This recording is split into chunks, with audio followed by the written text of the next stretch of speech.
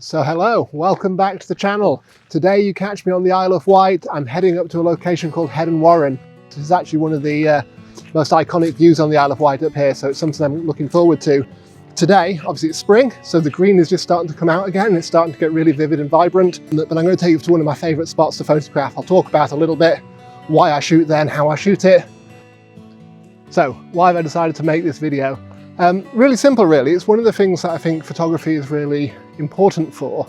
Now I'm lucky enough, you've probably picked up from some of the other videos, to live on the Isle of Wight. The Isle of Wight is an area of the country that is very picturesque. In fact, most of the island is actually designated an area of outstanding national beauty. And that's a real privilege to be around. Now, one of the things I think we're all guilty of a little bit is we stop seeing the place that we live. So as a photographer, you're always looking for great shots, obviously. The best way to improve your photography is to go to new places, see new things. You know, if you want to take iconic photos, you have to see iconic things. If you want to take great architecture shots, you have to be around great architecture.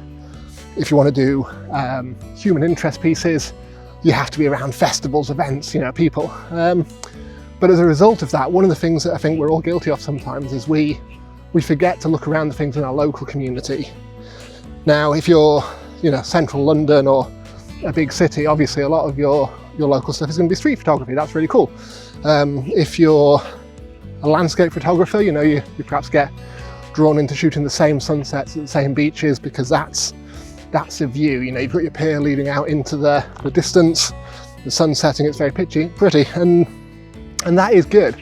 That's important. But I think what today is about is reminding myself that there is more to the island than that. You know, it's about getting out there and actually appreciating the natural beauty around me, taking that moment to slow the pace of life a little bit, see the world through my camera and really enjoy it. One of the things I really enjoy about this time of year is the way nature starts to spring back to life. This gorse bush, for example, it really catches the eye, and the detailing on this is something that often you could walk past without even noticing. When you see it as a photograph, it's a riot of colour, and the detail on each of these individual flowers fascinates me. It's one of those shots that draws me back to take another look. You don't always need to travel far to make interesting photographs. Sometimes the best thing you can do is just return to a familiar place and see it with fresh eyes. The burial mounds on Headon Warren are prehistoric Bronze Age barrows, believed to date from around 2000 BC. These low round earth mounds are built as burial sites for important members of the local community. Archaeologists think the people who created them deliberately chose prominent high points like Headon Warren, so the mounds could be visible across the landscape and out at sea. So speaking of burial mounds, there's actually quite a few on the Isle of Wight. It's obviously been an island that's been occupied for a long time, as I say, since Bronze Age. But the thing about these sort of barrows, not this one particularly because of the gorse and the heather around it, but some of the other ones up on Tennyson Trail, if you get your drone up in the air, they make for some awesome selfies. So, you know, in the words of Blue Peter, here's one I made earlier. And here it is. Now let's be honest, this is more a bit of fun than it is fine art, but sometimes you just get a completely different perspective when you get the drone in the air. And to be honest, I've always wanted a photograph that looks like it's taken at the centre of the world. And this is it. This is the view that I came all the way up the hill to show you. So down here we've got the Needles. That's really iconic Isle of Wight, I suppose. My top selling photo, in fact, is of the Needles shot with a drone looking back at it. It's quite a cool, moody, sort of stormy sort of shot, but it's somewhere where lots of people come, they see the photo, they see the location, they're like, yeah, this is the memory of the holiday I wanted to go for. I couldn't talk about this photograph in the video without including it. Literally one of my favourite photos I've ever taken. From here, you can see the Needles in all its glory, and the whole expanse of the Isle of Wight laid out behind it.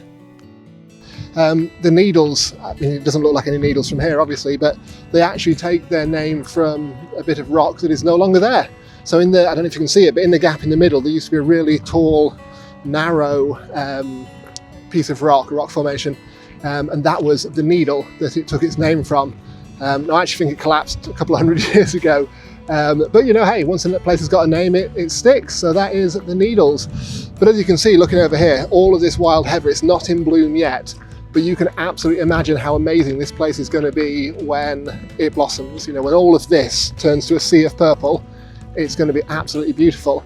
And what I'm looking for is up here, if I follow the track, hopefully when we round the corner, there'll be some lovely leading lines from the track pointing out towards the Needles, and it's a good place to scout out for that shot that I'm going to come back later in the year and try and capture. And here's this exact view in summer. It's an explosion of colour. The way the clouds gather in the sky and reflect in the water is absolutely beautiful. It's hard not to be captivated with how radiant this place is in summer.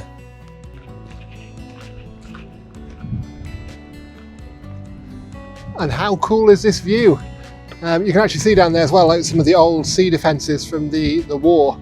But yeah, you can imagine, like I was saying, that when this is all decked out in beautiful purple, it's going to be an absolutely wonderful sight. So yeah, I'm going to get back up here later in the year, get this shot. Hopefully I'll be able to, like I say, use this track here to give me some lovely leading lines down to it. I mean, I'm still going to take some photos today, obviously, we're here. But, you know, you can see, you see what goes into now landscape photography. A lot of trips where you're getting out there, you're doing your planning and you're exploring. So in the end, I decided to shoot this shot a little bit differently. I gave up with using the leading lines from the track purely because of how dense the heather had become. But still, I love the way it turned out and I love the vibrant colours. It's definitely windy up here, but what an iconic sight, huh? And this is what I was sort of saying, you know, like quite easily today I could have gone anywhere else on the island, I could have gone over to mainland, I could have explored somewhere new. But I think it is really important that you do get out into your local area and remember to enjoy it. You know, it's so easy to miss these lovely days and this great weather and these great views just because you're always chasing that next shot. So, hey, who am I for words of wisdom, right? But I think that's probably something that all photographers need to think about, is just enjoy it, be in the moment, you know, and yeah, don't forget those local places. What I'm actually going to do is head on down now across this path here. And head out down to the fort over there. Reason for that is I've got a zoom lens with me and I want to go and get a really lovely shot, if I can get it still enough, of the Needles with the boat sailing behind. It's such a beautiful day with the sun out. It'd be a shame not to make the most of it. Only problem is I'm not entirely sure which way to go, and these bushes here, they're crazy pricklies.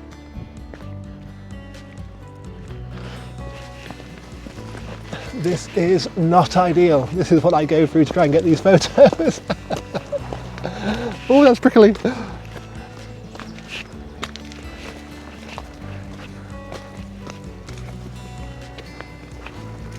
Success, worth it.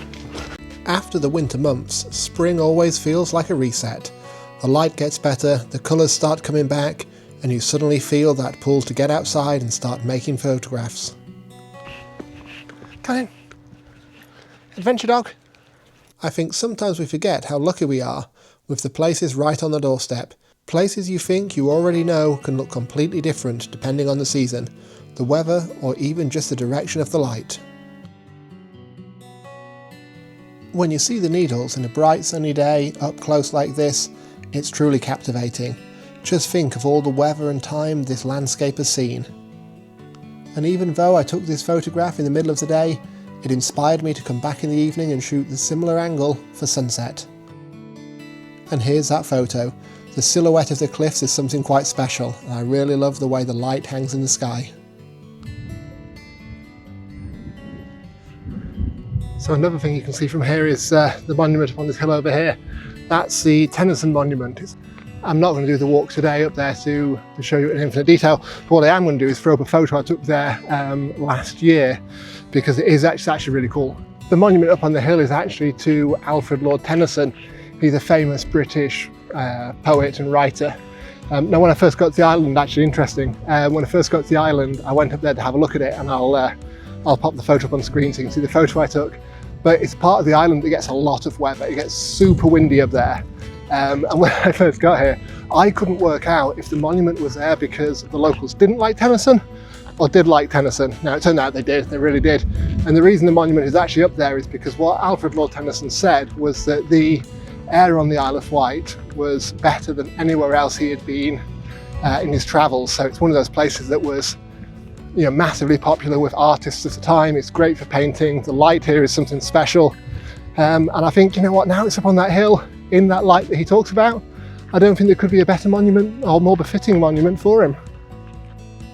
So this photograph might be a little bit niche, but you've got to admit it's got drama. Obviously, it wasn't shot on a sunny day like today, but I still really love the contrast of the monument against a dark, brooding sky. It might be tiny on the video, but trust me, the monument is still there, and this view really caught my eye. It's time to get the zoom lens out and put this alignment to work.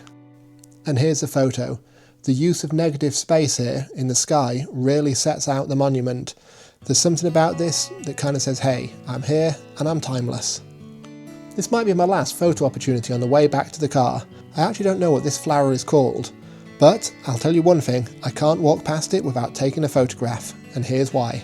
The colour, the detail, the lighting, it all comes together in this photograph. It's vivid, it's vibrant, and it's giving us a fine art feel. Okay, and there it is. That concludes my somewhat rambly photo video for the day. Overarching message, I suppose, guys, I've banged on about it. It's just, you know, get out there and enjoy it. Spring is finally here. The weather's looking good. It is prime time for photography. If you've enjoyed this sort of video, give it a like, give it a subscribe, whatever you want to do. If you've not enjoyed it, break into the house of your enemy, subscribe them to the channel instead. I don't know, whatever makes you happy. But anyway, there you go. That's it for me today, guys. So until next time, keep taking those photos, and I'll see you again.